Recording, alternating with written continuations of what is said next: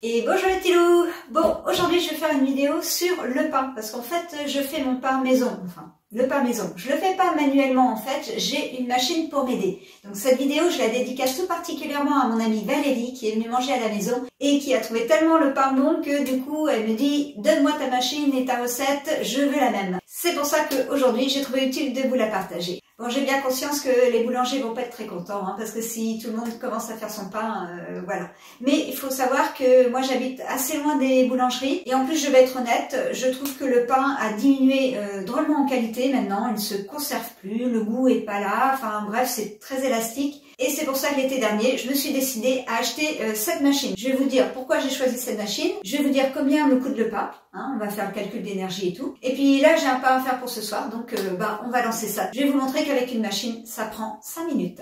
Allez, c'est parti! Donc, pour gagner en temps, j'ai une boîte où je prévois, où j'ai tous les éléments pour faire le pain. Je vous montre.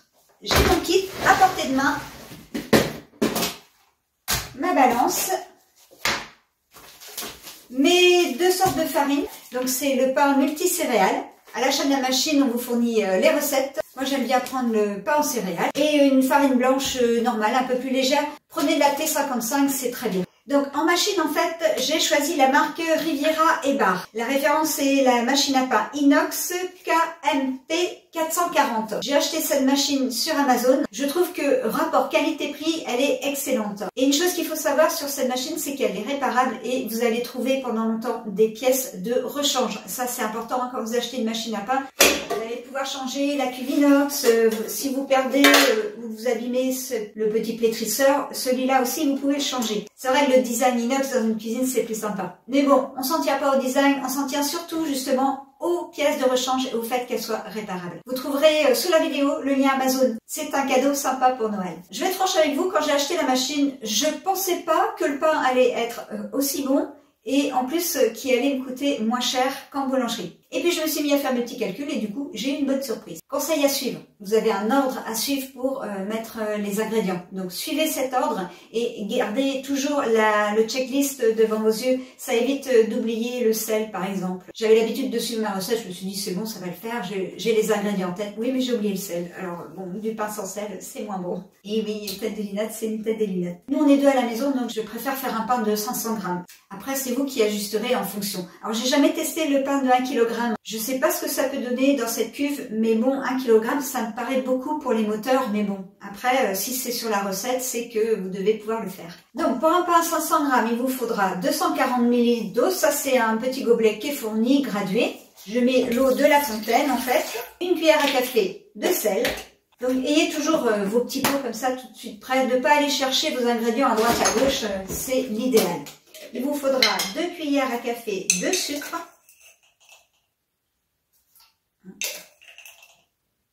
15 g de beurre mou, tac. 2 cuillères à café de lait en poudre,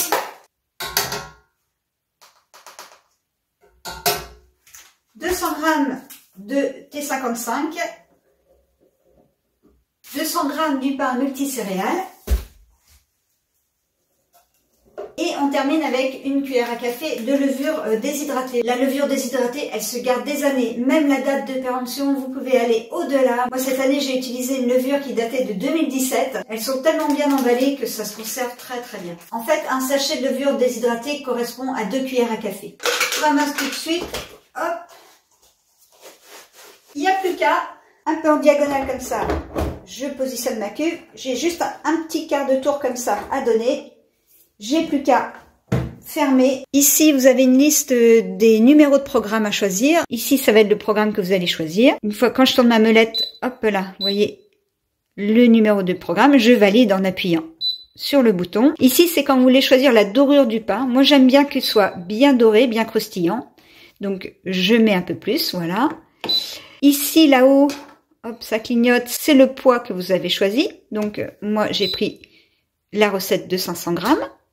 Et en fonction, vous voyez, le temps s'ajuste en fait. Ça va être le décompte. À partir de là, j'ai choisi tout mon programme et j'ai juste à appuyer sur marche. Et là, c'est parti.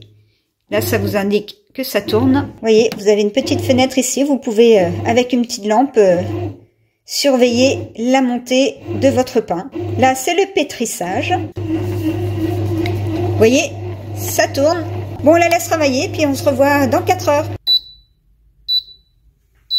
Et voilà, c'est prêt. Ça sonne. Et si vous n'arrivez pas tout de suite, ne vous inquiétez pas, il reste en chauffe, il garde le pain au chaud pendant un petit moment. Le démoulage. Voilà. Tac. Et surtout, vous le mettez sur une grille, comme ça, vous le laissez refroidir tranquillement. Surtout, ne le posez pas à plat sur du bois parce que ça va transpirer en dessous. Donc, il faut bien laisser sur une grille pour l'aération. Et on revient dans une demi-heure. Il ne faudra pas oublier d'éteindre votre machine. Il faut rester appuyé quelques secondes sur le bouton marche-arrêt pour que ça s'éteigne. Je vous lis parce que ça m'est arrivé du coup d'oublier d'éteindre et la machine reste à chauffer. Et voilà le petit loup. Bon, il est encore un tout petit peu chaud. Mais je vais vous montrer qu'est-ce que ça donne. Voilà. Bon, la mie, elle est encore un peu chaude, là. Hop là. Donc, vous voyez, il y a une bonne souplesse. Et encore, là, je vous dis, je n'ai pas utilisé une farine T55. Je voulais finir une autre farine. Avec la T55, je trouve que c'est encore mieux. Mais voilà. Donc, il n'y a plus qu'à se faire un bon petit casse-croûte. Donc, maintenant, on fait les comptes.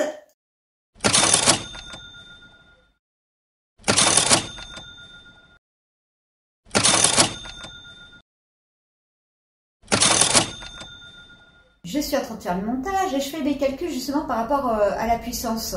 Mais c'est assez difficile puisqu'il y a des temps de pause, il y a du temps de pétrissage. Alors je sais que la puissance moteur, ils disent que c'est 100 watts et la puissance de chauffe, c'est 500 watts. Donc en fait, je vais maximiser et je vais considérer que la machine utilise 500 watts pendant 4 heures. 4 heures, c'est pour le pain en céréales. Si vous faites un pain français, c'est-à-dire un pain avec que de la farine T55, regardez ce que ça donne à l'écran. Le pain est beaucoup plus gonflé, il est aussi excellent et lui, il utilise que 3 heures la machine. Donc là, le coût de la machine que je vais vous donner, c'est un coût vraiment exagéré.